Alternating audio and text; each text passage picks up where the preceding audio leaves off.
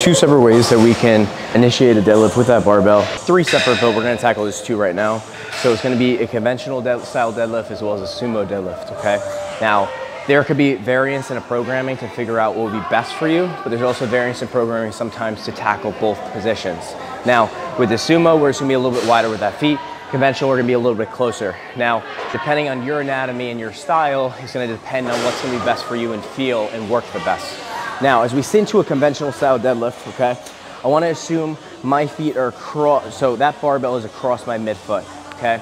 As I sit into position, I have a slight bend in those knees to assist me coming backwards as I move through that movement. So as I sit back, I'm thinking about coming through and having those hands about shoulder width.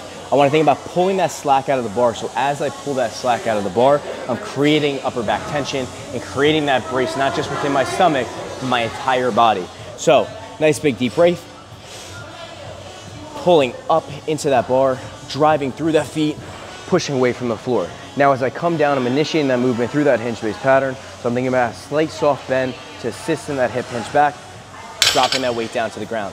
Big deep breath, push away from the floor, and then coming right back into position. So as I come up, I'm thinking about initiating the exhalation. When I'm coming back down, I'm thinking about initiating that brace. So I'm nice and strong within that pattern as gravity works against me. Now, with the sumo deadlift, it's gonna be a little bit different. We can do it one of two ways.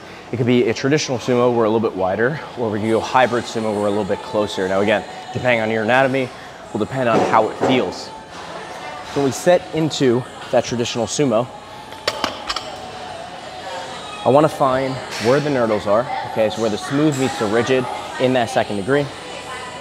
And that's where I'm gonna sit myself and figure out what will be best for me. From here, as I come down, different from the conventional to the sumo deadlift, okay?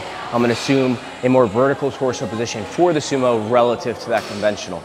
Now, as I come down, I also wanna think about pulling those knees apart. So as if I had a piece of paper lying across my feet and I'm spreading them to break them. That's what I'm thinking about doing. So hips back, I like to take my hands, push those hips back, knees come out with that. I come down into shoulder width positioning for my arm position, pulling that slack out of the bar, last nice and tight, explode, push through the floor, coming right back up.